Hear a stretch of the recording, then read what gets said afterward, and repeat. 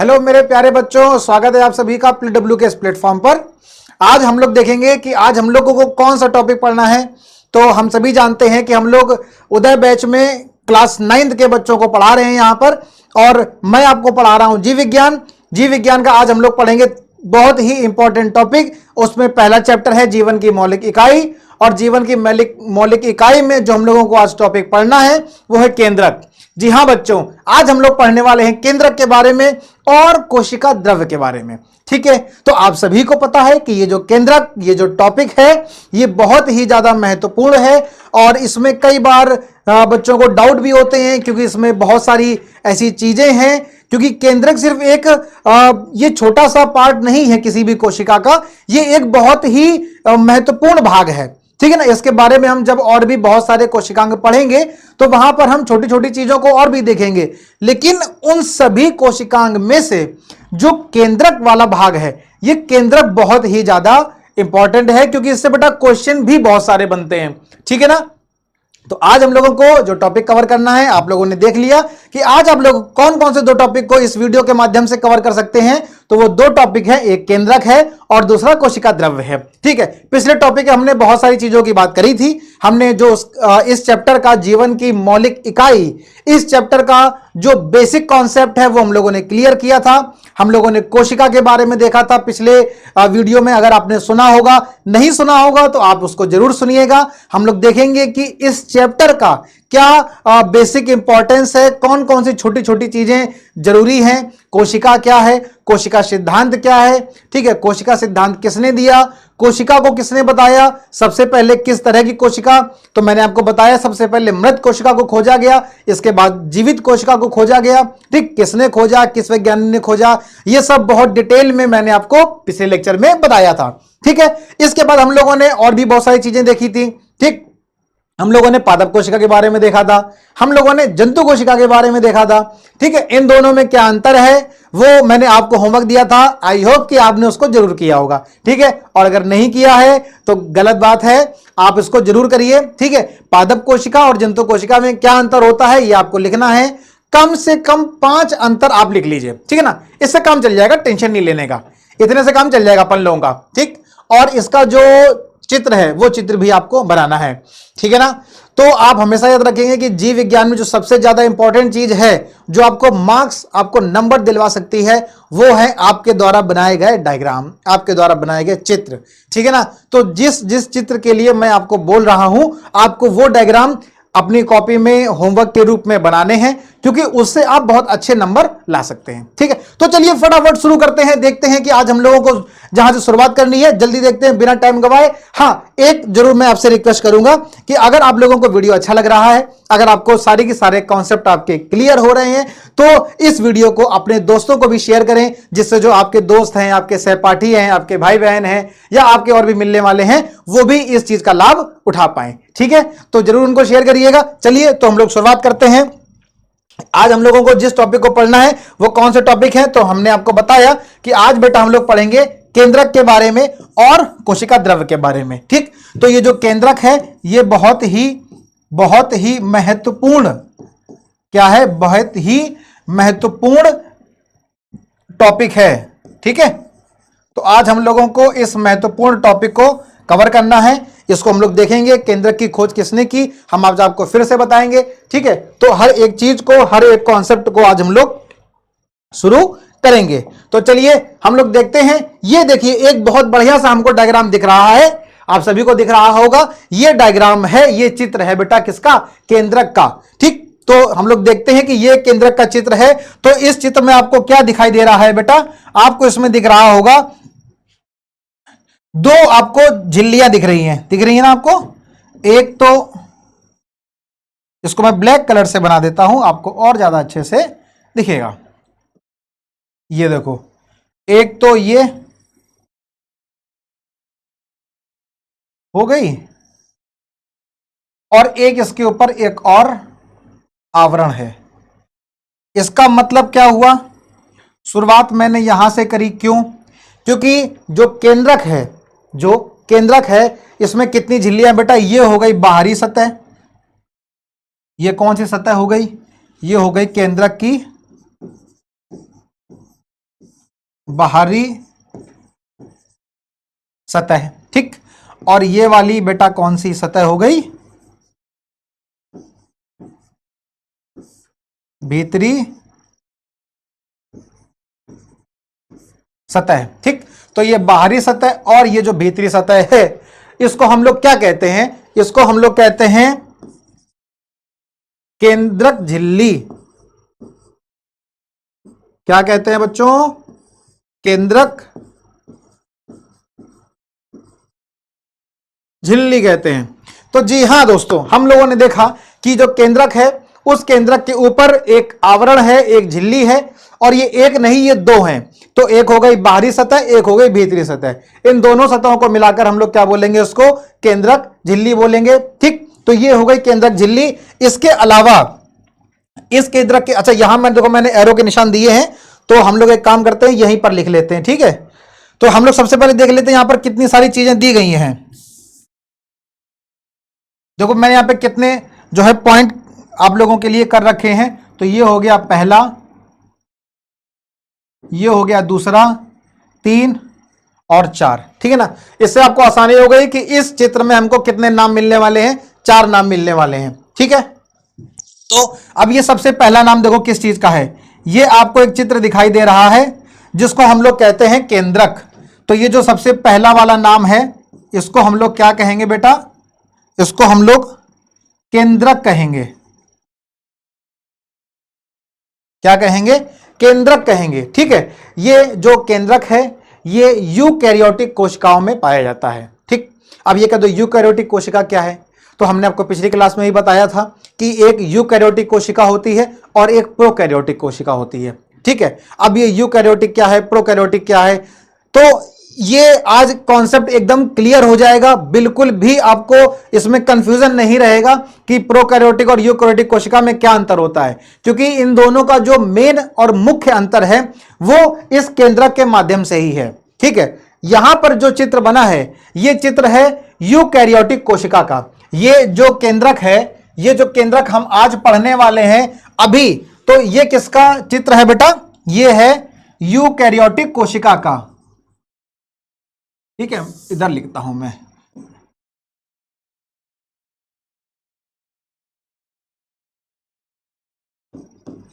Eukaryotic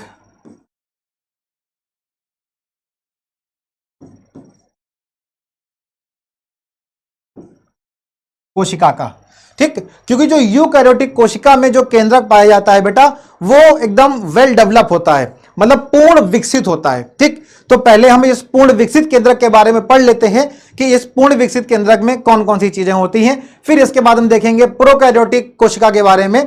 उसमें हम देखेंगे कि उसमें अल्प विकसित केंद्रक होता है। तो ऐसी कौन कौन सी चीजें हैं जो यहां पर यूकैरियोटिक कोशिका में पाई जाती हैं और प्रोकैरियोटिक कोशिका में नहीं पाई जाती है, क्यों उसको हम लोग अल्प विकसित केंद्रक कहते हैं, ठीक है। ये केंद्रक कैसा है? ये पूर्ण विकसित केंद्रक है। ये केंद्रक कैसा है? ये पूर्ण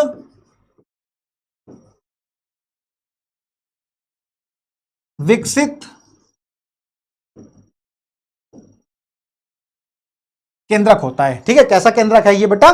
पूर्ण विकसित केंद्रक है। क्यों पूर्ण विकसित है देखते हैं हम। तो ये इसमें अंदर का जो भाग उसको देखा हमने, क्या कहते हैं? केंद्रक कहते हैं। और इसमें ये जो गुच्छे के आकार की आपको संरचना दिखाई दे रही है, जो लाल कलर से है और बहुत ही ज्यादा उलझी हुई है, एक मकड़ी के जाल जैसी संरचना बना रहा है, इसको हम लोग क्या कहते हैं? इसको हम लोग कहते हैं क्रोमैटिन। इसको हम लोग क्या कहेंगे? क्रोमैटिन कहते हैं इसको,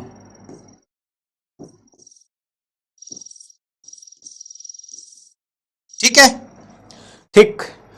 तो दो नाम हो गए, पहला केंद्रक हो गया, दूसरा क्रोमैटिन हो गया। अभी हम क्रोमैटिन के बारे में बहुत ही डिटेल्ड चर्चा करेंगे। तीसरा नाम हमको दिख रहा है, ये जो आवरण है, ये जो झिल्ली है जो इस केंद्रक के ऊपर है, तो ये झिल्ली केंद्रक के ऊपर है, इसलिए इसको हम लोग क्या बोलेंगे?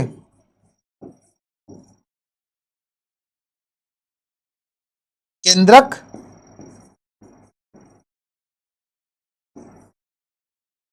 झिल्ली बोलेंगे, ठीक है। क्या बोलेंगे? केंद्रक झिल्ली बोलेंगे। और ये चौथा नाम है। तो ये चौथा नाम क्या है, ये बीच बीच में जो केंद्रक झिल्ली है ना, ये यहां पर जुड़ी हुई नहीं है। ठीक है, यहां पर जहां जहां मैं छोटे छोटे गोले बना रहा हूं, यहां पर ये जुड़ी हुई नहीं है। तो अब जैसे मान लो ये एक झिल्ली ये हो गई, ऐसे आ रही है, एक झिल्ली यहां से ऐसे आ रही है। अब ये दोनों झिल्लियां आई और आने के बाद यहां से ऐसे जुड़ गई। ठीक, अभी हम इसको जोड़ेंगे नहीं, थोड़ा सा दूरी पे रखेंगे। तो अब ये जो यहां से आ रही थी ये इस जगह पर स्थित हो गई, और ये वाली जो बाएं तरफ से आ रही थी ये इस तरह से थी, और दोनों यहां पे आकर रुक गई। अब इन दोनों के बीच में क्या है, एक छोटा सा गैप है। इन दो बाहरी आवरण के बीच में क्या है, छोटा सा गैप है। तो ये गैप मतलब उसकी छिद्र है, इसको हम लोग क्या बोलेंगे, इसको हम लोग बोलेंगे केंद्रक छिद्र।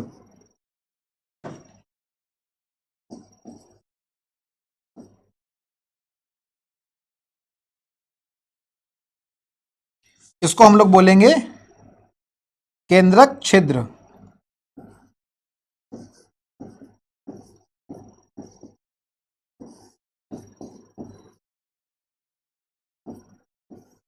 ठीक, तो ये चार नाम हो गए। पहला नाम क्या हो गया, पहला हो गया केंद्रक। ठीक, जो इस केंद्रक झिल्ली के अंदर है। अब केंद्रक झिल्ली कितनी है, वो दो है, एक है बाहरी सतह और एक है भीतरी सतह। ठीक है, मतलब इसमें कितनी झिल्ली हो गई, कितनी परत हो गई, दो परत हो गई। इसके अंदर ये जो गोल आकार की संरचना है, इसी को हम लोग क्या कहते हैं, केंद्रक कहते हैं। और इसका जो सबसे महत्वपूर्ण जो भाग है वो क्या है, इस केंद्रक के अंदर पाया जाने वाला ये उलझी हुई धागे के आकार की संरचना। इस धागे के आकार की उलझी हुई संरचना को, जो कि एक जाल के आकार की संरचना बनाता है, इसको हम लोग क्रोमैटिन कहते हैं। ठीक, अब इसके बाद हो गई बात झिल्ली की, और इसके बाद जो झिल्ली आपस में यहां पर जुड़ी हुई नहीं है, छोटे छोटे से झिल्ली के बीच में छिद्र पाए जाते हैं, उसको हम लोग क्या बोलते हैं, केंद्रक छिद्र कहते हैं। एक नाम इसमें और होता है, एक नाम यहां पर और होता है, उसको बोलेंगे यहां पर नंबर 5। और ये नंबर 5 में क्या आ जाएगा, इस केंद्रक के अंदर, इस केंद्रक के अंदर कुछ तरल पदार्थ भरा होता है। क्या होता है, तरल पदार्थ भरा होता है, जिसको हम लोग द्रव्य कहते हैं। तो क्योंकि ये जो द्रव है वो केंद्रक के अंदर भरा हुआ है, इसलिए उसको हम लोग केंद्रक द्रव्य कहते हैं। क्या कहते हैं, केंद्रक द्रव्य कहते हैं। ठीक है,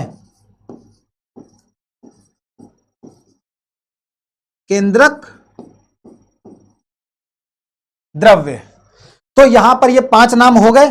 ठीक, पहला हो गया कि केंद्रक, और दूसरा हो गया धागे के आकार का उलझी हुई संरचना, जो एक जाल के आकार की होती है, जिसको हम लोग क्रोमैटिन कहते हैं। तीसरा हो गया उसकी झिल्ली, ये केंद्रक दो परतों से या दो सतह से पूरी घिरी हुई होती है, जिसको हम लोग केंद्रक झिल्ली कहते हैं। और इसके बाद उस झिल्ली के बीच में क्या होते हैं, छिद्र होते हैं, उसको हम लोग केंद्रक छिद्र कहते हैं। और इस झिल्ली के अंदर एक द्रव्य पाया जाता है, जिसको हम लोग केंद्रक द्रव्य कहते हैं। ठीक है, तो ये है केंद्रक की मूलभूत संरचना। और इस तरह के केंद्रक को, जिसमें ये सारी की सारी चीजें पाई जाती हैं, केंद्रक झिल्ली मिलेगी, और हमको केंद्रक छिद्र मिलेंगे, केंद्रक द्रव्य मिलेंगे। ठीक है, और क्रोमैटिन भी मिलेगा और केंद्रक भी मिलेगा। इस तरह का केंद्रक कैसा होता है बेटा, पूर्ण विकसित केंद्रक होता है। ठीक है, इस तरह का जो केंद्रक होता है वो कैसा होता है, पूर्ण विकसित केंद्रक होता है। ठीक, ओके वेट।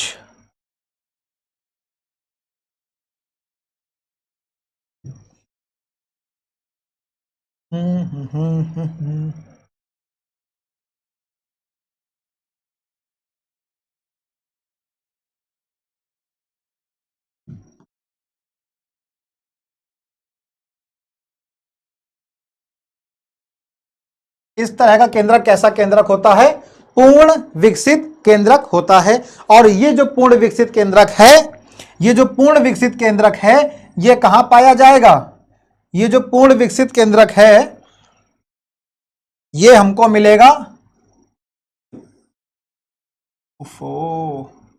यूकैरियोटिक कोशिका में। कहां पर मिलेगा हमको ये हमको मिलेगा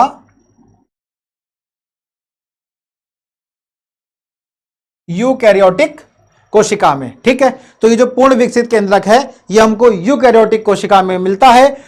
ठीक, और उसमें क्या क्या होता है, तो इसमें हमको मिलेगा उस केंद्रक के चारों ओर जो झिल्ली है उसको हम लोग केंद्रक झिल्ली कहेंगे।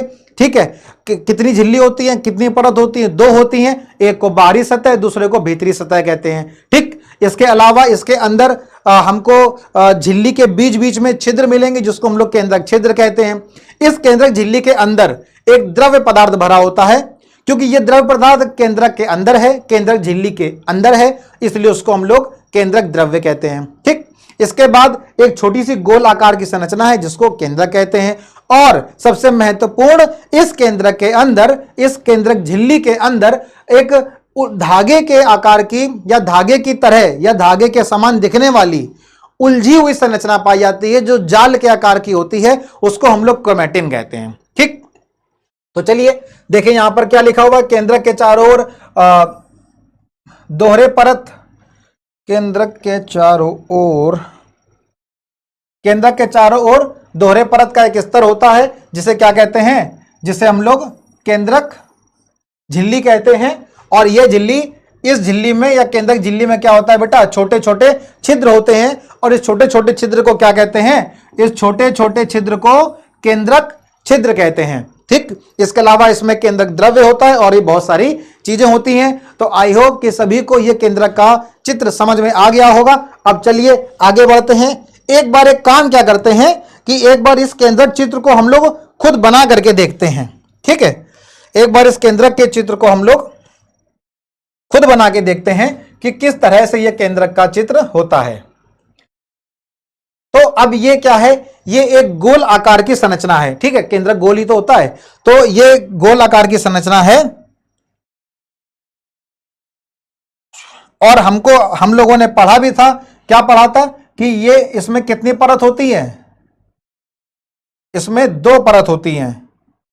ठीक, तो ये लो भाई, अब ये कितनी परतें हो गई, 2 परतें हो गई।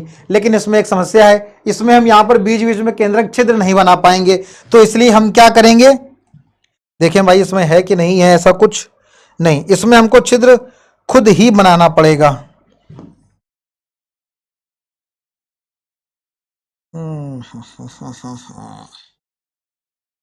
इसमें हमको छिद्र खुद ही बनाना पड़ेगा। तो हम इसमें क्या करेंगे कि हम यहां पे इसको इस तरह से ऐसे कर देंगे। ठीक है, ये हो गया केंद्रक छिद्र। ठीक, अब ये आने जाने की रास्ता हो गई ना, ये लो भाई।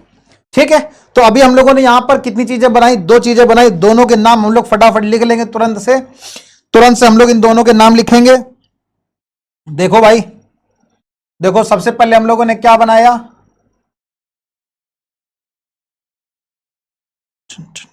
सबसे पहले हम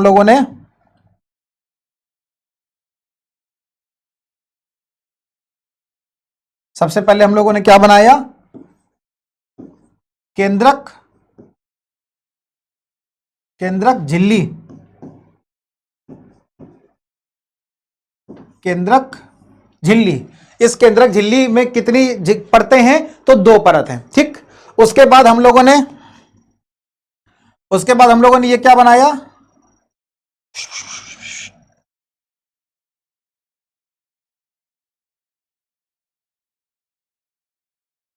उसके बाद ये क्या है, हो।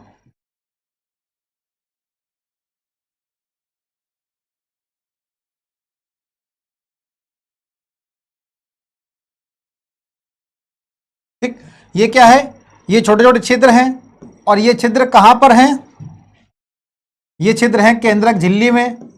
तो इसको हम लोगों ने क्या बोल दिया, केंद्रक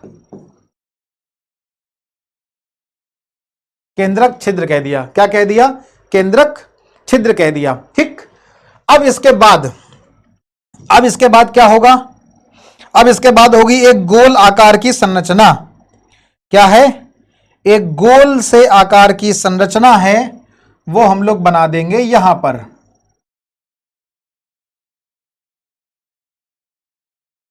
ठीक, ये जो गोल आकार की संरचना है इसको क्या बोलेंगे? इसको बोलेंगे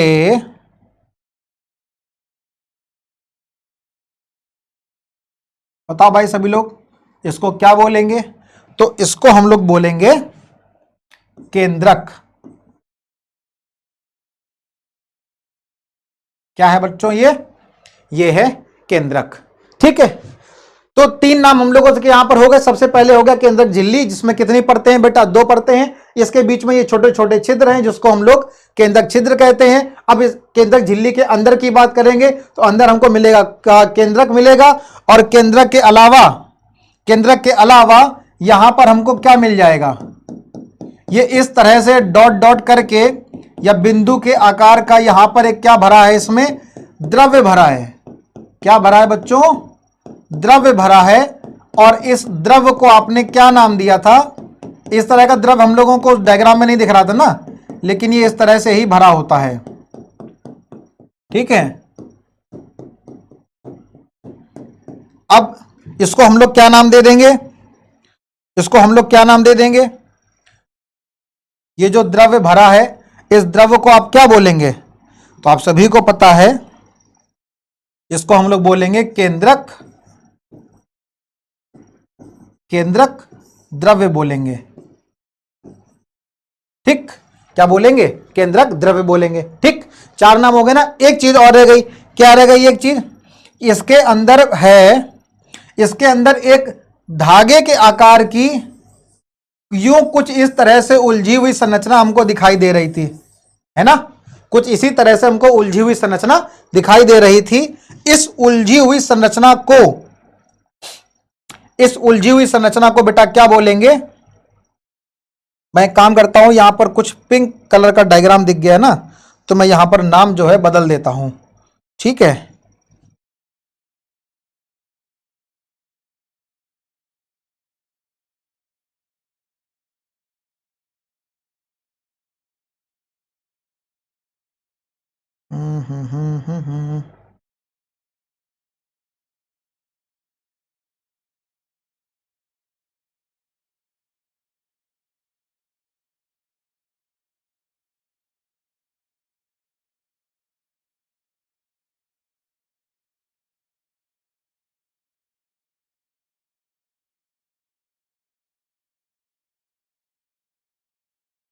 देखो ये जो हम लोगों ने यहाँ पर उलझी हुई आकार की संरचना बनाई है, ये क्योंकि जो है हमको गुलाबी रंग की दिख रही है, इसलिए इसको हमने यहाँ पर एरो इसी से बना दिया। और इसको हम लोग बोलेंगे क्रोमेटिन। क्या बोलेंगे? क्रोमेटिन। और ये जो मैंने यहां पर रफ किया था वो इसलिए कि वो नाम हम ऊपर लिख देंगे, है वो सही, लेकिन बस वो नाम हम क्या करेंगे? उसको ऊपर लिख देंगे। और वो नाम हम लोगों ने क्या लिखा था? केंद्रक द्रव्य लिखा था, है ना? तो बस खाली हमने इस नाम को उठा करके ऊपर लिख दिया है। इसके अंदर जो द्रव्य भरा है वो केंद्रक द्रव्य है।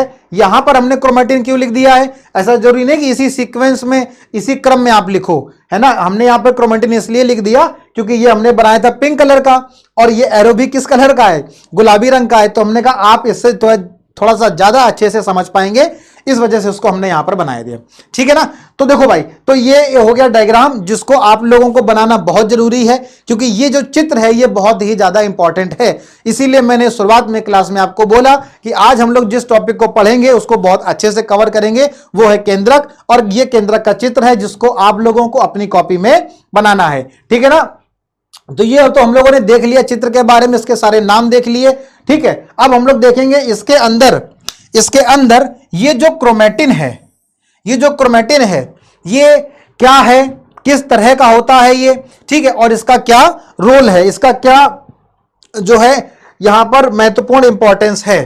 तो देखिए भाई, देखो ये जो आपको चित्र यहां पर दिख रहा है, ये किसका चित्र है? ये चित्र है क्रोमोसोम का, मतलब कि गुणसूत्र का। ठीक, तो हमने यहां पर आपको क्या दिखाने वाले हैं? हम आपको यहां पर बताने वाले हैं गुणसूत्र के बारे में।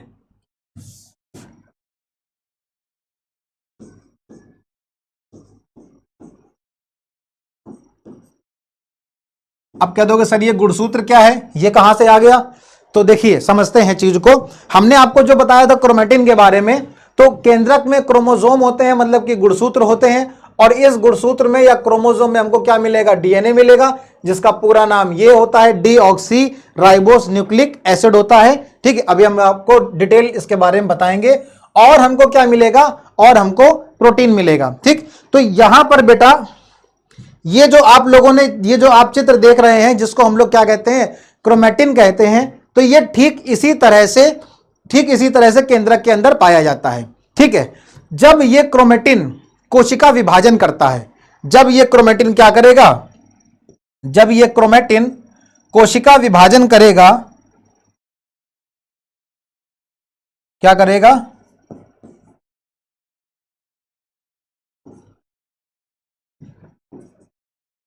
कोशिका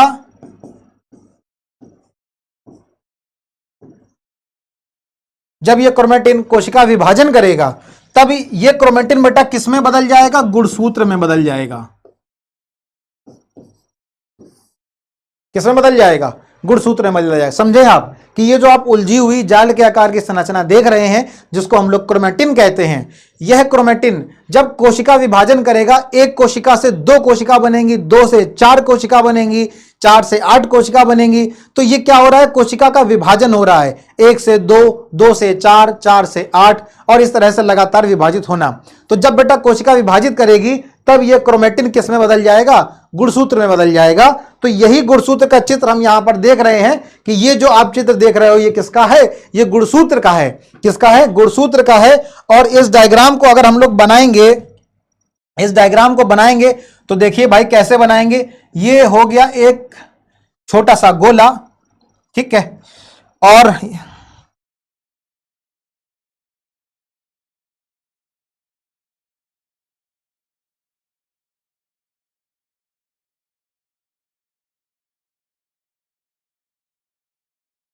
ठीक है, ये क्या हो गया, ये है गुणसूत्र। ठीक है ना, ये ज्यादा बड़े हो गए क्या, थोड़ा सा छोटा कर लेते हैं।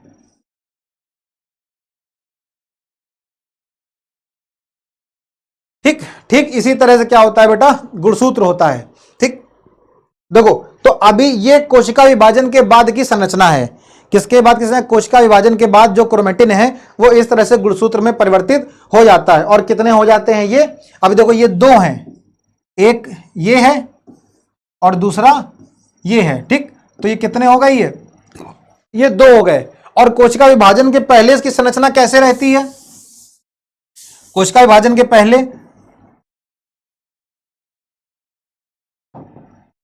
ये छोटा बनाते हैं, ये है कोशिका विभाजन के पहले। ठीक, जिसमें अगर हम इसको बोलेंगे ये क्या है,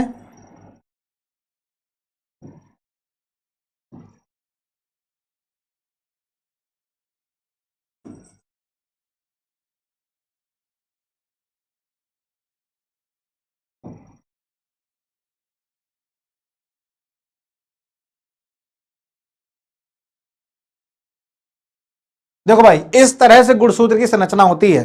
ठीक है, हम यहां पर अगर एक एक नाम की बात करें तो यहां पर कितने नाम आ जाएंगे, देखो एक तो नाम आ गया इसका। ठीक, ये क्या होता है देखते हैं भाई। ठीक, दूसरा नाम आ गया ये वाला, फिर तीसरा नाम आ गया ये। ठीक, और चौथा आ गया ये वाला। तो यहां पर हमें कितने नाम मिल जाएंगे बेटा, चार नाम यहां पर हमको मिल जाएंगे। यहां पर भी हम लोग ये चारों के चारों नाम देखेंगे कि ये जो आपको ये जो संरचना दिख रही है, ठीक है ना, ये जो संरचना दिख रही है इसको हम लोग कहते हैं बेटा टीलोमियर। क्या कहते हैं, टीलोमियर कहते हैं। ठीक, क्या कहते हैं, टीलोमियर कहते हैं। ये जो दूसरी संरचना है जो जो इस तरह से कुछ तार के आकार की मुड़े हुए ये तार, या इसको हम लोग क्या कहते हैं, सांप कह लेना, नागिन है ना। अब नागिन जैसे नहीं बहुत तेज भागता है, बिल्कुल एकदम ऐसे ऐसे करके भागता है। तो ये जो संरचना है इसको हम लोग क्या कहते हैं, इसको हम लोग कहते हैं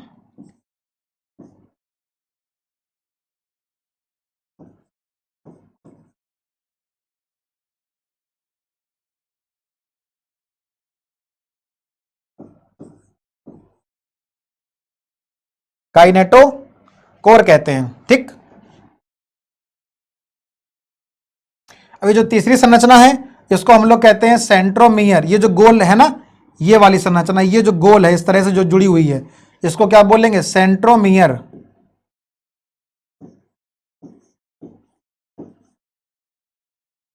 ठीक। और ये जो लास्ट वाली संरचना है जो हमने सफेद कलर से बनाई है, ठीक है ना, ये वाली, और ये, इसको बोलते हैं क्रोमेटिड।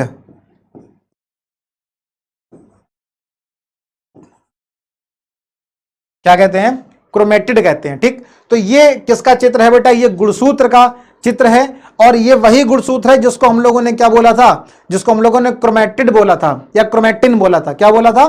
क्रोमेटिन बोला था ना। देखो यहां पर ये लिखा है ना, क्या है ये? क्रोमेटिन। जब कोशिका विभाजन होगा तो ये क्रोमेटिन किस में बदल जाएगा? गुणसूत्र में बदल जाएगा। और गुणसूत्र की संरचना देखेंगे तो इस तरह से एक गुणसूत्र होता है जिसमें 4 नाम होते हैं, टीलोमियर, काइनेटोकोर, सेंट्रोमियर और क्रोमेटिड। ठीक है ना। तो ये क्रोमेटिड 2 हैं, ये भी क्रोमेटिड है और ये भी क्रोमेटिड है। कितने क्रोमेटिड है यहां पर? 2 क्रोमेटिड हैं। ठीक। जब कोशिका विभाजन होगा, जब कोशिका विभाजन होगा तो एक से कितने गुणसूत्र बन जाएंगे? 2। ठीक है। तो चलो भाई बनाते हैं, यहां से जुड़े होते हैं। ठीक। तो ये क्या हो गए? ये हो गए 2 क्रोमेटिड। ये क्रोमेटिड है और ये बीच में क्या है? ये सेंट्रोमियर है। क्या है? ये सेंट्रोमियर है। ठीक। अब जब इसमें विभाजन होगा, जब इसमें विभाजन होगा तो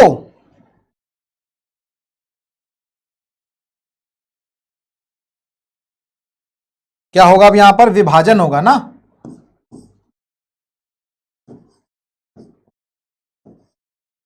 और किसका विभाजन होगा? कोशिका का। जब कोशिका विभाजन होगा तो इस एक गुणसूत्र से, इस एक गुणसूत्र से कितने गुणसूत्र बन जाएंगे? 2 गुणसूत्र बन जाएंगे। ठीक।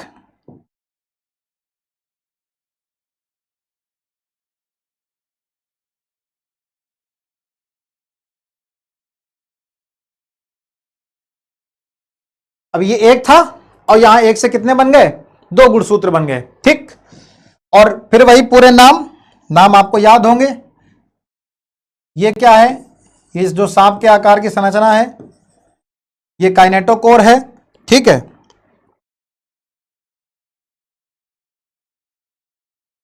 ये टीलोमियर है।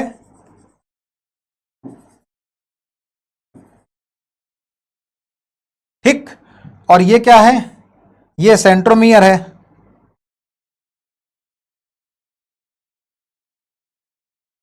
ठीक। ये क्या है? ये सेंट्रोमियर है। ये क्या है? ये क्रोमेटिड है। और ये जो सांप के आकार की संरचना है, ये क्या है? ये काइनेटोकोर है। और ये क्या है? ये टीलोमियर है। ठीक। तो इस तरह से एक कोशिका से कितनी कोशिका, एक गुणसूत्र से कितने गुणसूत्र बन गए? 2। तो एक गुणसूत्र से 2 गुणसूत्र बेटा कब बनते हैं? जब क्या हो रहा हो? जब कोशिका विभाजन हो रहा हो। ठीक है। तो इस तरह से एक गुणसूत्र से कितने गुणसूत्र बन जाते हैं? 2 गुणसूत्र बन जाते हैं। और हमने आपको बताया कि ये जो गुणसूत्र है, क्या है ये गुणसूत्र है, ये कितनी चीजों से मिलकर बना होता है? तो ये 2 चीजों से मिलकर बना होता है। देखो ये जो गुणसूत्र है, या इसको हम पहले क्या लिख लेते हैं? इसको हम पहले लिखते हैं क्रोमेटिन, क्योंकि पहले ये क्या है? पहले ये क्रोमेटिन है। ठीक है। पहले ये क्रोमेटिन है, और फिर क्रोमेटिन से क्या बन गया? फिर क्रोमेटिन से गुणसूत्र बन गया। क्या बना? गुणसूत्र। ठीक। कब? जब यहां पर क्या हो गया? विभाजन हुआ। ठीक है। जब कोशिका विभाजन हुआ तो क्रोमेटिन से क्या बन गया? गुणसूत्र बन गया। ठीक। अब हम अगर इसकी बात करें कि ये जो गुणसूत्र है, इस गुणसूत्र में कितनी चीजें होती हैं? इस गुणसूत्र में 2 चीजें हैं। गुणसूत्र में कितनी चीजें हैं बेटा? इसमें 2 चीजें हैं। पहला गुणसूत्र में है डीएनए। ठीक है। इसको हिंदी में भी ऐसे लिखते हैं, डी एन ए। पहला क्या है? डीएनए है। डीएनए क्या होता है बेटा? इसका पूरा नाम क्या है? इसका पूरा नाम होता है डीऑक्सी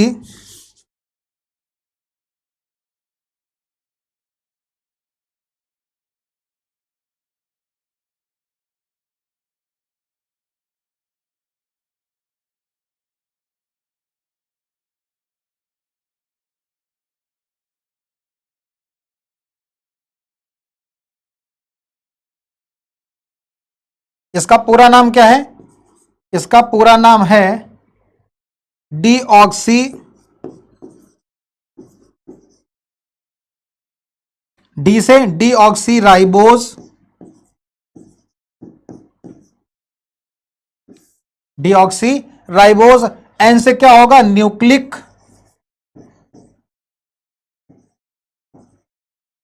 न्यूक्लिक, और ए से क्या होगा? अम्ल।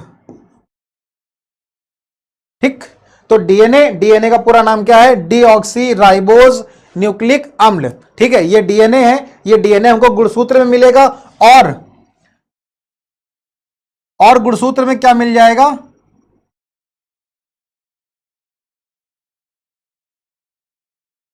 दूसरी चीज हमको गुणसूत्र में क्या मिलेगी?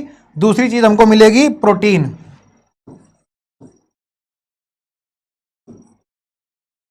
ठीक, तो पहली चीज गुणसूत्र में क्या है बेटा? पहली चीज है डीएनए। ठीक, डीएनए क्या होता है? डीएनए का पूरा नाम होता है डीऑक्सीराइबोज, डीऑक्सीराइबोज, एन से हो गया न्यूक्लिक, ए से हो गया अम्ल, डीऑक्सीराइबोज न्यूक्लिक अम्ल। और दूसरी चीज बेटा गुणसूत्र में क्या होती है? प्रोटीन होती है। तो आपके मन में क्या आपके मन में आ रहा होगा, क्या इस प्रोटीन का कोई नाम होता है? जी हां बेटा, बिल्कुल नाम होता है। क्या नाम होता है? इस प्रोटीन का नाम होता है, इस प्रोटीन का नाम होता है हिस्टोन। क्या नाम है प्रोटीन का? हिस्टोन नाम होता है प्रोटीन का। तो कौन सी प्रोटीन होती है? हिस्टोन प्रोटीन होती है। ठीक है, गुणसूत्र में हमको दो चीजें मिलती हैं, एक डीएनए मिलता है और एक हमको हिस्टोन प्रोटीन मिलती है। ठीक है, तो ये बात हो गई यहां पर कि गुणसूत्र में क्या क्या होता है। तो डीएनए होता है, प्रोटीन होती है, प्रोटीन का नाम है बेटा हिस्टोन, डीएनए का पूरा नाम है डीऑक्सीराइबोज न्यूक्लिक अम्ल। ठीक है, अच्छा चलो ये बात हो गई। अब हम ये देखें कि क्या ये गुणसूत्र मनुष्य में पाए जाते हैं? जी हां बेटा, ये गुणसूत्र जो है, ये गुणसूत्र मनुष्य में भी होते हैं, है ना। हम किसकी बात करेंगे यहां पर? हम यहां पर बात करेंगे मनुष्य में गुणसूत्र की। ठीक है,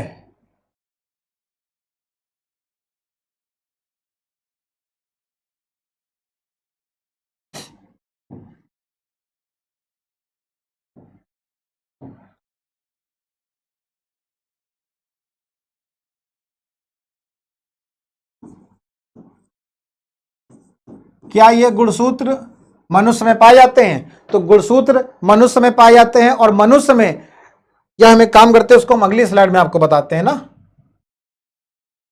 तो हम बात करते हैं यहां पर मनुष्य में गुणसूत्र की। मनुष्य में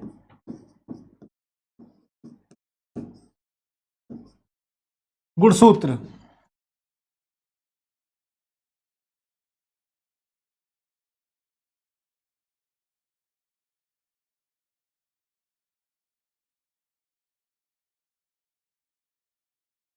देखो मनुष्य में अगर हम गुणसूत्र की बात करेंगे तो मनुष्य में बेटा कितने गुणसूत्र होते हैं? तो मनुष्य में होते हैं 23 जोड़ी।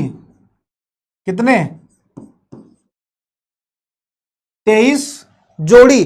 जोड़ी की बात कर रहे हैं यहां पर हम, जोड़े में, है ना। जैसे एक जोड़ी पेन मतलब दो, एक जोड़ी कपड़े मतलब दो, इसी तरह से 23 जोड़ी गुणसूत्र होंगे। मनुष्य में गुणसूत्र कितने होंगे बेटा?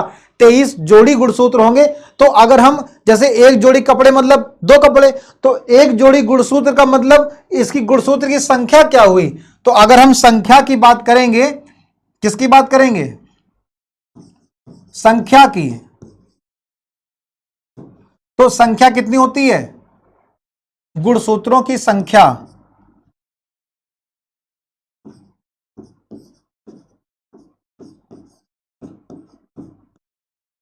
गुणसूत्रों की संख्या की अगर बात करेंगे तो कितनी संख्या होती है बेटा? 46। ठीक, मतलब अगर हम मनुष्य में गुणसूत्र अगर जोड़ी की बात करेंगे तो बेटा कितने जोड़ी होंगे? 23 जोड़ी होंगे। और अगर हम संख्या की बात करेंगे, अगर हम यहां पे संख्या की बात करेंगे तो कितनी संख्या होगी गुणसूत्रों की? 46 गुणसूत्र, है ना। गुणसूत्र यहां पे लिखा ही हुआ है। ठीक, कितने हो गए? 46 हो गए। ठीक है, अब देखो ये जो 23 जोड़ी गुणसूत्र हैं, कितने जोड़ी? ये जो 23 जोड़ी गुणसूत्र हैं,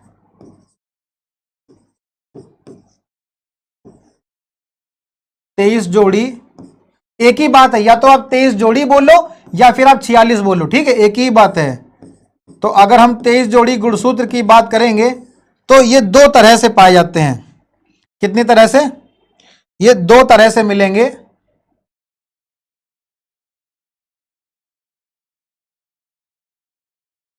पहला,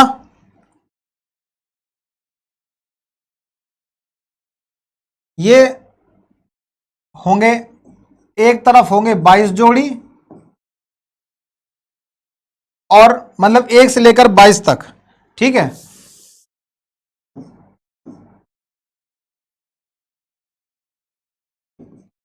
एक से 22 जोड़ी, और दूसरी तरफ होता है 23वां जोड़ी, 23वां जोड़ी, ठीक। ये जो 23वां जोड़ी गुणसूत्र है, ये जो 23वां जोड़ी गुणसूत्र है, ये भी आपको दो तरह से मिलेगा। ये जो 23वां जोड़ी गुणसूत्र है, ये हमको दो तरह से मिलेगा। देखो ये जो 1 से लेकर 22 जोड़ी गुणसूत्र होते हैं, ये पुरुष और स्त्री दोनों में एक जैसे होते हैं, ठीक है ना। यहां पर हमने 23 जोड़ी गुणसूत्र को दो अलग अलग भागों में क्यों बांटा? वो इसलिए बांटा कि जो 23 जोड़ी गुणसूत्र हैं वो दो अलग अलग तरह से होंगे। पहला होगा 1 से लेकर 22 जोड़ी तक। तो ये जो 1 से लेकर 22 जोड़ी तक हैं, ये पुरुष और स्त्री दोनों में एक जैसे होते हैं। लेकिन ये जो 23वां जोड़ी गुणसूत्र है, ये पुरुष में अलग होता है, स्त्री में अलग होता है। तो अगर हम बात करेंगे पुरुष की, अगर हम बात करेंगे पुरुष की,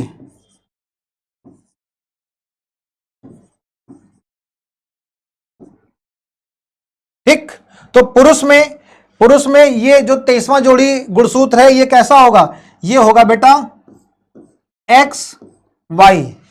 कैसा होगा ये? X Y. लेकिन अगर हम स्त्री की बात करेंगे, तो स्त्री में ये जो 23वां जोड़ी गुणसूत्र है, ये होगा एक्स एक्स। समझ रहे हैं आप कि 1 से लेकर 22 जोड़ी तक ये पुरुष और स्त्री दोनों में एक जैसे होंगे। जैसे पुरुष में होंगे, ठीक उसी प्रकार से स्त्री में भी होंगे। कौन से? 1 से लेकर 22 जोड़ी गुणसूत्र तक। लेकिन ये जो 23वां जोड़ी गुणसूत्र है, ये 23वां जोड़ी गुणसूत्र पुरुष और स्त्री दोनों में अलग अलग होगा। पुरुष में होगा एक्स और वाई, और स्त्री में होगा एक्स और एक्स के नाम से। तो ये हो गया मनुष्य में गुणसूत्र। मनुष्य में गुणसूत्र कितने होते हैं बेटा? एक बार रिवाइज कर लें। मनुष्य में गुणसूत्र होते हैं 23 जोड़ी, और ये जो 23 जोड़ी गुणसूत्र हैं, अगर हम संख्या की बात करेंगे तो संख्या हो जाएगी 46, ठीक है। और इस 23 जोड़ी गुणसूत्र में इसको दो भागों में विभाजित किया जाता है। पहला 1 से लेकर 22 जोड़ी तक। जो 1 से लेकर 22 जोड़ी गुणसूत्र होते हैं, ये पुरुष और स्त्री में दोनों में एक जैसे होते हैं। इसको हम लोग बोलते हैं ऑटोसोम। इसको हम लोग क्या बोलते हैं? इसको बोलते हैं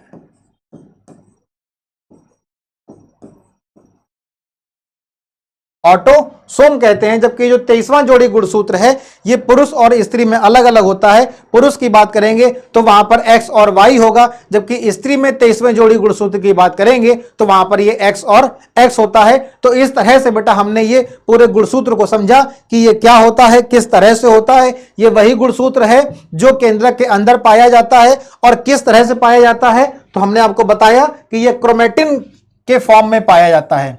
किस फॉर्म में पाया जाता है? क्रोमेटिन के फॉर्म में पाया जाता है। इस गुणसूत्र के दो हिस्से होते हैं, पहला होता है डीएनए, दूसरा होता है प्रोटीन। जो डीएनए होता है उसको हम लोग डीऑक्सीराइबोस न्यूक्लिक अम्ल कहते हैं, जबकि जो प्रोटीन है इस प्रोटीन का नाम होता है जिसको हम लोग हिस्टोन प्रोटीन कहते हैं। ठीक है, तो क्या सिर्फ यही दो चीजें पाई जाती हैं? इसके अलावा गुणसूत्र में और कुछ नहीं होता है? होता है। इसके अलावा गुणसूत्र में हमको आरएनए भी मिलेगा।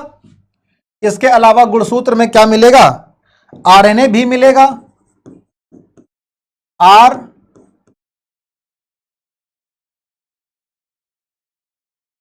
एन ए मतलब राइबोस न्यूक्लिक अम्ल। और इसके अलावा कुछ ऐसी भी प्रोटीन मिलेंगी जो हिस्टोन नहीं होती हैं। ठीक है ना, जो हिस्टोन नहीं होती हैं वो कोई भी हो सकती हैं, हिस्टोन को छोड़ करके वो कोई भी प्रोटीन हो सकती हैं। तो हमको सिर्फ और सिर्फ डीएनए ही नहीं, हमको क्या आरएनए भी हमको मिलता है, थोड़ा सा कम मात्रा में। ठीक है, तो ये सारी की सारी चीजें हैं जो हम लोगों ने किसके बारे में समझा, जो हम लोगों ने किसके बारे में समझा, इस गुणसूत्र के बारे में हम लोगों ने यहां पर इसको देखा। ठीक है, ठीक है, चलिए आगे बढ़ते हैं। तो ये देखिए, ये क्या लिखा हुआ है कि जो कोशिका विभाजित, अभी हम क्या बात कर रहे थे? कोशिका विभाजन की। जब कोशिका विभाजन होगा तो क्रोमेटिन किस में बदल जाएगा? गुणसूत्र में बदल जाएगा। ठीक है, लेकिन अगर मान लीजिए जो कोशिका विभाजित नहीं हो रही होती है, जो कोशिका विभाजित नहीं हो रही होती है उसमें जो क्रोमेटिन पदार्थ है, जो क्रोमेटिन पदार्थ के रूप में विद्यमान रहता है, यह क्रोमेटिन पदार्थ बेटा किसकी तरह होता है? धागे की तरह संरचनाओं का एक जाल का पिंड होता है। ये आप यहां पर स्ट्रक्चर देख रहे हैं कि हमने आपको जो केंद्रक में बनाकर दिखाया था कि अगर मान लीजिए कोशिका विभाजित अगर हो गई, अगर कोशिका विभाजित हो गई तो फिर तो इस तरह से हमको जो है यहां पर चित्र मिल जाएगा, किसका? केंद्रक का चित्र मिल जाएगा। ठीक है, लेकिन अगर कोशिका विभाजित नहीं हुई है, अगर कोशिका विभाजित नहीं हुई है, अगर कोशिका विभाजित नहीं हुई है तो ये जो एक केंद्रक गुणसूत्र है, ये जो एक गुणसूत्र है इसको हम अगर खोलेंगे, इसको हम अगर खोलेंगे तो फिर ये किस तरह से हो जाएगा? तो फिर ये इस तरह से ऐसे ऐसे धागे के आकार की संरचना का हो जाएगा। ठीक, ये जो खुली हुई धागे की आकार की संरचना है इसको हम लोग क्रोमेटिन कहते हैं। इसको हम लोग क्या कहते हैं? क्रोमेटिन कहते हैं। ठीक है, और इसी क्रोमेटिन में क्या पाया जाता है? डीएनए और प्रोटीन पाई जाती है। ठीक है, चलो भाई आगे बढ़ते हैं। आगे हम देखते हैं कि ऐसे जीव जिसकी कोशिकाओं में केंद्रक झिल्ली नहीं होती है। देखो भाई, ऐसे जीव जिनकी कोशिकाओं में केंद्रक झिल्ली नहीं होती है। अब जिसमें केंद्रक झिल्ली नहीं है उसको हम लोग क्या कहते हैं? उसको हम लोग प्रोकैरियोटिक कोशिका कहते हैं। ठीक है, अभी मैंने आपको बताया था, सबसे पहले शुरुआत ही हमने इससे करी थी कि जो केंद्रक को हम लोग आज पढ़ रहे हैं, या पहली स्लाइड में जिस केंद्रक को पढ़ा वो केंद्रक बेटा कौन सा था? वो केंद्रक था यूकैरियोटिक कोशिका का। ठीक, तो जो यूकैरियोटिक कोशिका का जो केंद्रक होता है वो पूर्ण विकसित केंद्रक होता है, जबकि जो प्रोकैरियोटिक कोशिका है, इस प्रोकैरियोटिक कोशिका में जो केंद्रक है वो हमारा पूर्ण विकसित नहीं होता है। फिर कैसा होता है? ये अल्प विकसित होता है। तो अल्प विकसित केंद्रक है तो इसमें क्या क्या नहीं होगा? देखते हैं क्या क्या नहीं होगा। सबसे पहली चीज तो क्या नहीं होगा बेटा? केंद्रक झिल्ली नहीं होगी। जो हम लोगों ने केंद्रक झिल्ली जो इतने बढ़िया से डायग्राम में बनाई थी वो केंद्रक झिल्ली यहां पर नहीं होगी। ठीक है, तो ऐसा केंद्रक जिसमें केंद्रक झिल्ली नहीं होती है उसको क्या कहते हैं? उसको केंद्रक काय कहते हैं। मतलब प्रोकैरियोटिक कोशिका में, मतलब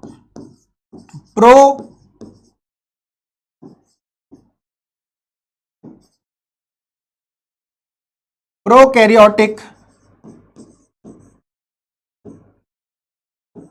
कोशिका, प्रोकैरियोटिक कोशिका में केंद्रक नहीं मिलेगा। केंद्रक नहीं मिलेगा, क्या मिलेगा? क्या मिलेगा? केंद्र काय, क्या मिलेगा? केंद्र काय मिलेगा। ठीक है, क्या होता है? केंद्र काय होता है।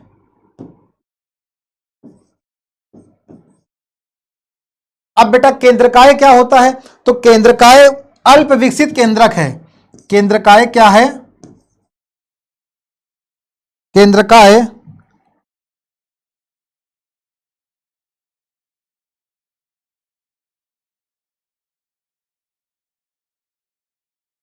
केंद्रकाय क्या है? अल्प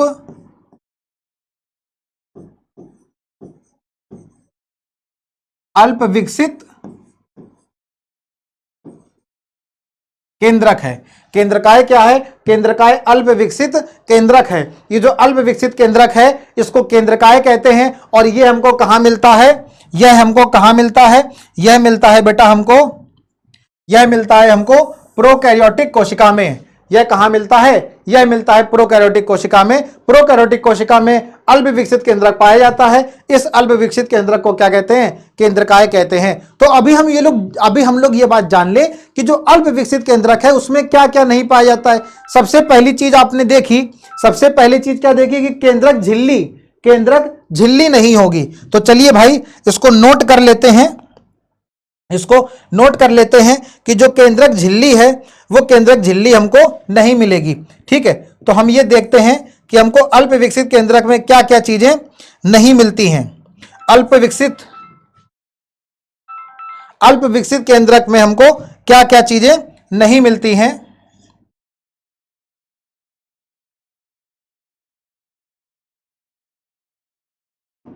देखो अल्प विकसित केंद्रक में सबसे पहले हमको क्या नहीं मिलेगा? हमको केंद्रक झिल्ली नहीं पाई जाएगी।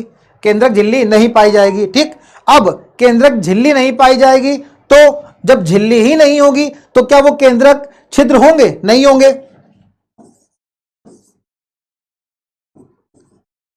तो केंद्रक छिद्र भी नहीं पाए जाएंगे, ये भी अनुपस्थित होंगे। ठीक, केंद्रक झिल्ली भी अनुपस्थित होगी, केंद्रक छिद्र भी अनुपस्थित होंगे, ये दोनों चीजें नहीं होंगी। अब जब झिल्ली ही नहीं है, जब झिल्ली ही नहीं है तो उसके अंदर जो द्रव्य होता है जिसको हम लोग केंद्रक द्रव्य कहते हैं वो भी नहीं होगा। ठीक, तो अल्प विकसित केंद्रक में और क्या नहीं होगा? केंद्रक द्रव्य नहीं मिलेगा, मतलब अनुपस्थित रहेंगे। ठीक, तो ये तीन चीजें तो हो गई क्या अल्प विकसित केंद्रक की बात। केंद्रक झिल्ली नहीं होगी, ठीक, केंद्रक छिद्र भी नहीं होगी, झिल्ली नहीं है तो छिद्र भी नहीं होंगे, और झिल्ली नहीं है तो हमको वो केंद्रक द्रव्य भी हमको नहीं मिलेगा। ठीक, और इस तरह का जो अल्प विकसित केंद्रक होगा, इस तरह का जो अल्प विकसित केंद्रक होगा उसमें ये तीन चीजें हमको नहीं मिलेंगी। ठीक है, इस तरह के केंद्रक को क्या बोलेंगे? अल्प विकसित केंद्रक बोलेंगे। और अल्प विकसित केंद्रक को क्या बोलेंगे बेटा? केंद्रक काय बोलेंगे। ठीक, इसके अलावा प्रोकैरियोटिक कोशिका में केंद्रक की बात करेंगे तो केंद्रक नहीं होता है, अल्प विकसित केंद्रक होता है, उसको हम लोग केंद्रक काय कहते हैं। इसके अलावा जो कोशिकांग हैं, इसके अलावा जो कोशिकांग हैं जो हम लोग आगे चलकर पढ़ेंगे, जैसे कि अंतःप्रद्रवी जालिका है, ठीक है, गोल्जी कॉय है, लाइसोसोम है और माइटोकॉन्ड्रिया है, ये सारे के सारे जो कोशिकांग हैं ये भी हमको प्रोकैरियोटिक कोशिका में नहीं मिलेंगे। ठीक है, तो हमको ऐसे कोशिकांग नहीं मिलेंगे जिनके ऊपर क्या पाई जाती हो? भित्ति पाई जाती हो। ठीक है, तो देखो क्या लिखा है यहां पर कि प्रोकैरियोटिक कोशिकाओं में केंद्रकाय के अतिरिक्त झिल्ली युक्त अंगक भी नहीं होते हैं। ठीक है, ऐसे कोशिकांग, ऐसे अंगक जिनमें झिल्ली पाई जाती हो या जिनमें कोई भित्ति हो, वो कोशिकांग भी प्रोकैरियोटिक कोशिका में नहीं मिलेंगे। ठीक है, जबकि जिन जीवों की कोशिकाओं में केंद्रक झिल्ली तथा झिल्ली युक्त अंग होते हैं उनको क्या कहते हैं? उनको यूकैरियोटिक कोशिका कहते हैं। तो जिनमें हमको केंद्रक झिल्ली मिलेगी जो हम लोगों ने शुरुआत में देखा, तथा झिल्ली युक्त अंग मिलेंगे, उसको हम लोग क्या कहेंगे? उसको हम लोग कहेंगे यूकैरियोटिक कोशिका कहेंगे। उसको क्या कहेंगे? उसको यूकैरियोटिक कोशिका कहेंगे। ठीक है, और देखते हैं और जो है प्रोकैरियोटिक कोशिका और यूकैरियोटिक कोशिका में और क्या क्या अंतर हो सकता है। तो सबसे पहला जो हम लोगों ने बेटा अंतर देखा, सबसे पहला जो अंतर देखा वो किसका देखा? केंद्रिका का देखा। ठीक है, केंद्रिका का देखा। तो केंद्रिका जो है वो प्रोकैरियोटिक कोशिका, इधर जितने भी लिखे हुए हैं ये आपके जितने भी ये इस तरफ आपके जो है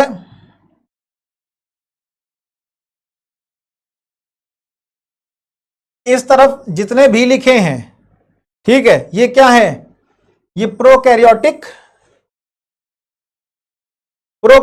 कोशिका है, ठीक है।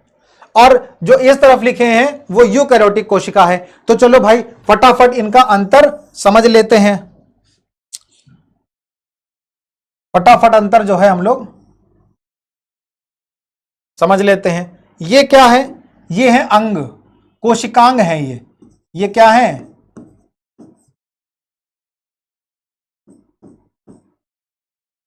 कोशिकांग है। कौन कौन से कोशिकांग प्रोकैरियोटिक कोशिका में होते हैं, कौन से नहीं होते हैं? चलो चलो चलो चलो फटाफट, क्विक क्विक। ये हो गया नंबर 1, नंबर 2, नंबर 3, 4, 5, 6 और 7।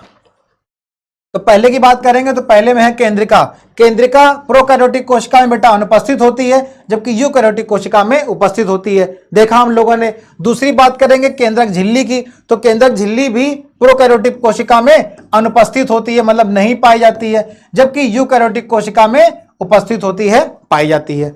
अब अगर हम बाकी कोशिकाओं की बात करेंगे तो बेटा चाहे लाइसोसोम हो, लाइसोसोम भी प्रोकैरियोटिक कोशिका में अनुपस्थित है, यूकैरियोटिक कोशिका में पाया जाता है। इसी प्रकार से गोल्जी कॉय प्रोकैरियोटिक कोशिका में अनुपस्थित होता है, जबकि यूकैरियोटिक कोशिका में उपस्थित होता है। माइटोकॉन्ड्रिया प्रोकैरियोटिक कोशिका में अनुपस्थित है, यूकैरियोटिक कोशिका में उपस्थित होता है, ठीक। एंडोप्लाज्मिक रेटिकुलम मतलब अंतः प्रद्रवी जालिका, यह भी प्रोकैरियोटिक कोशिका में नहीं पाई जाती है, जबकि यूकैरियोटिक कोशिका में उपस्थित होती है, ठीक। सिर्फ एक बेटा ऐसा है राइबोसोम, बहुत ध्यान से समझिएगा, बिल्कुल भी क्विक क्विक क्विक, जग जाओ लोग फटाफट। एक बहुत ही इंपॉर्टेंट, बहुत ही महत्वपूर्ण कोशिकांग है जिसको हम लोग राइबोसोम कहते हैं, जिसको हम लोग राइबोसोम कहते हैं, जिसको हम लोग राइबोसोम कहते हैं। ये राइबोसोम प्रोकैरियोटिक कोशिका में पाया जाता है, प्रोकैरियोटिक कोशिका में भी पाया जाता है और यूकैरियोटिक कोशिका में भी पाया जाता है, ठीक है। तो जब हम लोग राइबोसोम देखेंगे तब हम आपको बताएंगे कि राइबोसोम कितने तरह का है, 2 तरह का होता है, ठीक है, एक 70S टाइप और एक 80S टाइप। जब हम लोग राइबोसोम हम आपको पढ़ाएंगे तो हम आपको राइबोसोम के बारे में अच्छे से बताएंगे। अभी यहां पर इतना समझते हैं कि राइबोसोम 2 तरह का होता है, ठीक। एक होता है 70S 70S प्रकार का, एक होता है 80S प्रकार का। तो जो 70S प्रकार का राइबोसोम है, कैसा, 70S प्रकार का जो राइबोसोम है वो प्रोकैरियोटिक कोशिका में होता है, जबकि 80S प्रकार का जो राइबोसोम है वो यूकैरियोटिक कोशिका में होता है, ठीक। तो ये हम लोगों ने देखा, हम लोगों ने यहां पर यह भी देख लिया कि प्रोकैरियोटिक और यूकैरियोटिक कोशिका में क्या क्या अंतर पाए जाते हैं, कौन कौन से कोशिकांग। तो लगभग सभी कोशिकांग अनुपस्थित होते हैं, सिर्फ किसको छोड़ के, राइबोसोम को छोड़ के। और केंद्रक नहीं पाया जाता है प्रोकैरियोटिक कोशिका में, क्या पाया जाता है, केंद्रकाय पाया जाता है।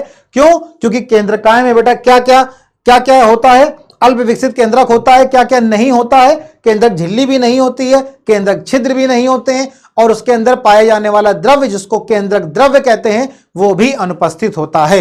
इस तरह के केंद्रक को, जो कि अल्प विकसित केंद्रक है, उसको केंद्रकाय कहते हैं, और यह केंद्रकाय सिर्फ और सिर्फ प्रोकैरियोटिक कोशिका में ही पाया जाता है, ठीक बच्चों। तो हम लोगों ने ये देखा कि ये केंद्रक के बारे में, देखो बेटा कितना जरूरी और कितना महत्वपूर्ण पार्ट था ये केंद्रक। एक और छोटा सा हम लोग पॉइंट समझते हैं, यहां पर देखते हैं वायरस के बारे में।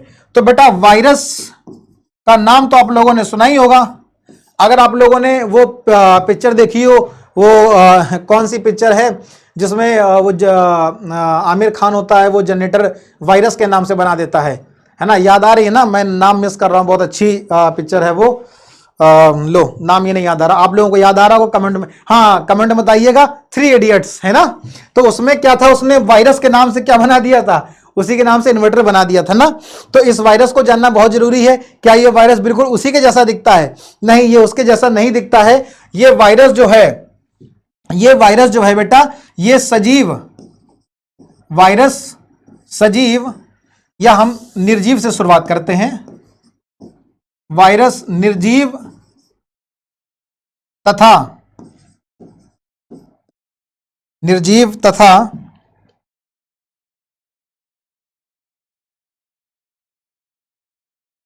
निर्जीव तथा सजीव के बीच की कड़ी माना जाता है। वायरस को निर्जीव तथा सजीव के बीच की कड़ी माना जाता है। किसको? वायरस को। इसका मतलब वायरस किस में आता है? निर्जीव में भी आता है और सजीव में भी आता है। ये भाई किस तरह की बात हो गई? ये इस तरह को, वायरस को हम लोग इंग्लिश में वायरस कहते हैं, जबकि हिंदी में इसको हम लोग वायरस नहीं कहते हैं, विषाणु कहते हैं। क्या कहते हैं इसको? हम लोग हिंदी में विषाणु कहते हैं। यह तो भाई वायरस को निर्जीव में क्यों रखा गया है और इसको सजीव में भी रखा गया है? ऐसा क्यों? ऐसा इसलिए है कि जो हम लोग झिल्ली की बात कर रहे हैं, मैंने आपको इसके पहले वाले लेक्चर में जब कोशिका झिल्ली के बारे में पढ़ाया था तो मैंने आपको बताया था कि हर छोटे से लेकर के बड़े से बड़े जीव जंतु तक एक कोशिका झिल्ली पाई जाती है और यह झिल्ली हर जीव जंतु का बाहरी आवरण बनाती है। क्या बनाती है? बाहरी आवरण बनाती है। ठीक है, लेकिन पादप कोशिका को छोड़कर, क्योंकि पादप कोशिका में कोशिका झिल्ली के ऊपर एक और भित्ति पाई जाती है जिसको हम लोग कोशिका भित्ति कहते हैं। तो पादप कोशिका में कोशिका भित्ति पाई जाती है, जबकि जंतु कोशिका में सीधे सीधे प्लाज्मा झिल्ली या फिर कोशिका झिल्ली पाई जाती है। तो वो जो कोशिका झिल्ली है या वो जो प्लाज्मा झिल्ली है वो बेटा वायरस में मतलब विषाणुओं में नहीं होती है। विषाणुओं में कोई भी झिल्ली नहीं पाई जाती है, इसीलिए वायरस को निर्जीव की श्रेणी में रखा गया है। लेकिन हमने फिर यह भी कहा कि वायरस निर्जीव तथा सजीव के बीच की कड़ी है। तो अब वायरस सजीव कैसे बन गया? वायरस सजीव ऐसे बन गया कि जब वायरस किसी भी ऐसे शरीर में या ऐसे होस्ट के अंदर जाता है जिसमें जहां से वो अपना भोजन प्राप्त कर सके। देखो, जब वायरस किसी भी जीव जंतु के शरीर से बाहर पड़ा है तो वो निर्जीव अवस्था में है, क्योंकि उसके एक तो उसके चारों ओर कोई झिल्ली भी नहीं है, दूसरी बात कि वो अपना भोजन कहां से ले। ठीक है, तो इसलिए वो निर्जीव अवस्था में पड़ा रहता है। लेकिन जैसे ही वायरस किसी भी जीव जंतु के शरीर के अंदर प्रवेश करता है तो वैसे ही अब वायरस को क्या मिल गया? वहां से अपना खाना पानी मिल गया, है ना, भोजन मिल गया। और जैसे ही वायरस को भोजन मिलता कहता बस अब मेरा काम चालू। तो अब वायरस क्या करता है? विभाजित करना चालू करता है, अपनी कोशिकाओं को बढ़ाने लगता है। ठीक है, तो ये मेन चीज है। हम यहां पर देखेंगे कि झिल्ली की जो सार्थकता है वो वायरस के उदाहरण में बिल्कुल स्पष्ट है।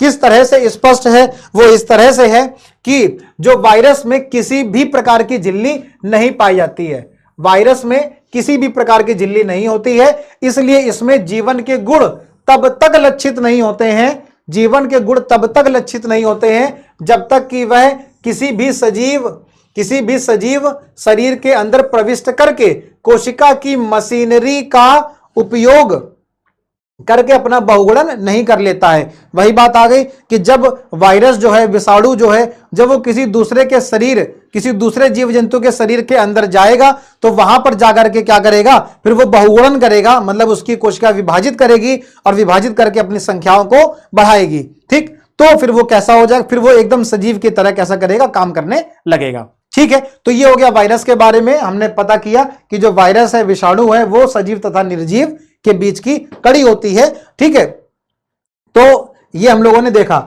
अब हम लोग देखते हैं, सिर्फ एक लास्ट पॉइंट रह गया है जिसको हम लोग कोशिका द्रव्य कहते हैं। तो ये कोशिका द्रव्य भाई क्या है? तो हमने यहां पर देखो एक पॉइंट लिखा है कि कोशिका द्रव्य तथा केंद्रक द्रव्य। अब ये केंद्रक द्रव्य आपको समझ में आ रहा होगा ना, जो हम लोगों ने अभी अभी केंद्रक के बारे में पढ़ा है कि केंद्रक झिल्ली के अंदर पाया जाने वाला द्रव्य क्या कहलाता है? केंद्रक द्रव्य कहलाता है। तो फिर ये कोशिका द्रव्य क्या है? तो ये कोशिका द्रव्य है कोशिका के अंदर पाया जाने वाला द्रव। ठीक है, कोशिका के अंदर जो पाया जाने वाला द्रव होता है उसको कोशिका द्रव कहते हैं, जबकि केंद्रक के अंदर पाया जाने वाला जो द्रव्य होता है उसको केंद्रक द्रव्य कहते हैं। और जब इन्हीं दोनों को मिला देंगे तो क्या बनता है बेटा? तो जीव द्रव्य बनता है। क्या बनता है? जीव द्रव्य बनता है। ठीक है, तो यहां पर हमने देखा। अब ये कोशिका द्रव्य क्या है? तो अगर हम यहां पर देखें कि मान लो कोई जंतु कोशिका है। ठीक है, क्या है? कोई जंतु कोशिका है।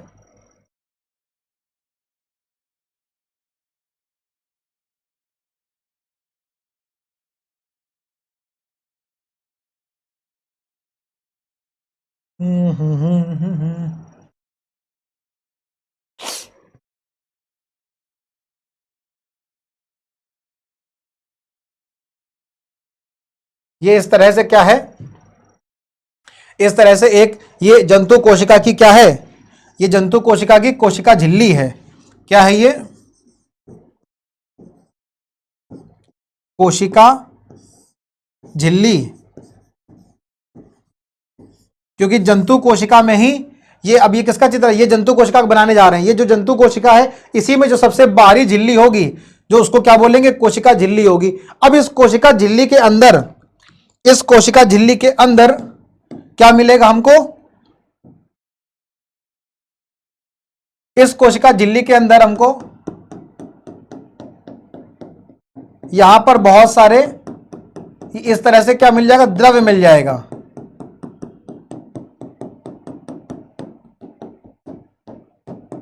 क्या मिल गया हमको यहां पर, इस तरह से ये द्रव्य मिल गया। इस द्रव्य को क्या कहेंगे, इस द्रव्य को क्या कहेंगे, कोशिका द्रव्य कहेंगे। ये जो इसके अंदर द्रव्य है उसको क्या कहेंगे बेटा, उसको हम लोग कोशिका द्रव्य कहेंगे। मतलब कि किसी भी जंतु कोशिका के अंदर पाया जाने वाला जो द्रव्य है उसको क्या कहेंगे, कोशिका द्रव्य कहेंगे। ठीक है ना, ये उसकी कोशिका झिल्ली है। अब इस झिल्ली के अंदर क्या है, ये कोशिका द्रव्य है।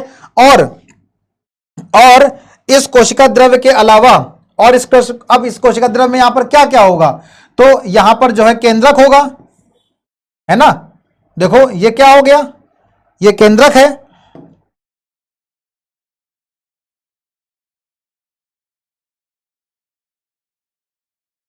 क्योंकि हमको पता है कि जो केंद्रक है वो कैसा होता है, वो दोहरी झिल्ली का है ना।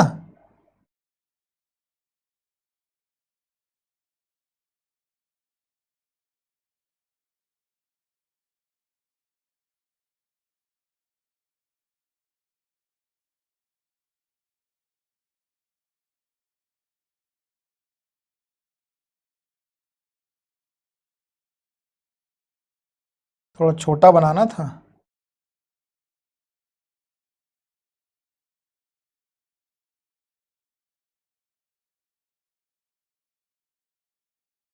ठीक, देखो अब ये कैसा हो गया, दोहरी झिल्ली का हो गया। ये क्या है, ये केंद्रक है।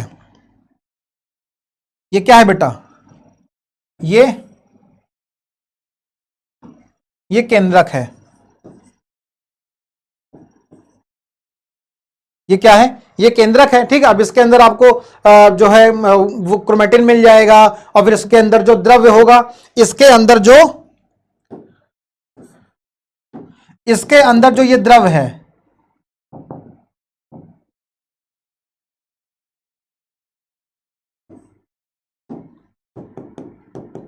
ये इसके अंदर ये जो द्रव भरा हुआ है, क्योंकि ये केंद्रक है और केंद्रक के अंदर ये जो द्रव भरा है, ये क्या है,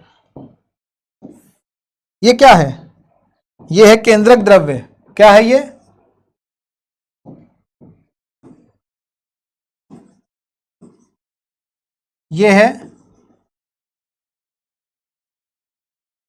है केंद्रक द्रव्य। ठीक, तो केंद्रक के अंदर पाए जाने वाला बेटा क्या हो गया, ये केंद्रक द्रव्य हो गया। जबकि ये कोशिका झिल्ली है, कोशिका झिल्ली के अंदर पाए जाने वाला जो द्रव्य है वो क्या हो गया, वो कोशिका द्रव्य हो गया। ठीक, अब इसके अलावा यहां पर जंतु कोशिका में और भी बहुत सारे कोशिकांग मिलेंगे, जैसे कि अंतःप्रद्रवी जालिका है, लाइसोसोम है, राइबोसोम है। हमने देखा ये सभी के सभी प्रोकैरियोटिक कोशिका में पाए जाते हैं ना।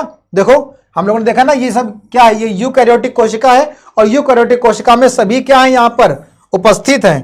क्या है यहां पर, सभी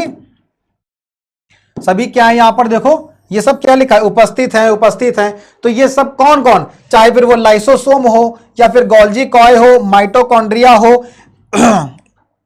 या फिर वो एंडोप्लाज्मिक रेटिकुलम अंतःद्रव्यी जालिका हो। ठीक है, माइटोकॉन्ड्रिया हमको जो है जंतु कोशिका में नहीं पाया जाता है, पादप कोशिका में पाया जाता है। ठीक, क्योंकि माइटोकॉन्ड्रिया आपको पता है ना, क्लोरोप्लास्ट। अब माइटोकॉन्ड्रिया तो पाया जाता है क्योंकि भाई माइटोकॉन्ड्रिया तो ऊर्जा का पावर हाउस है ना। जो क्लोरोप्लास्ट है, क्लोरोप्लास्ट जंतु कोशिका में नहीं होता है और पादप कोशिका में पाया जाता है। ठीक, तो हमने देखा कि लगभग यहां पर सभी कोशिकांग यूकैरियोटिक कोशिका में उपस्थित होते हैं। ठीक, तो यहां पर सारे पाए जाएंगे। तो ये हमने बात कर ली कोशिका द्रव्य की। ठीक है। ठीक है, तो थैंक यू मेरे प्यारे प्यारे बच्चों। आज हम लोगों ने जिस दो टॉपिक को कवर किया है वो है केंद्रक और कोशिका द्रव्य।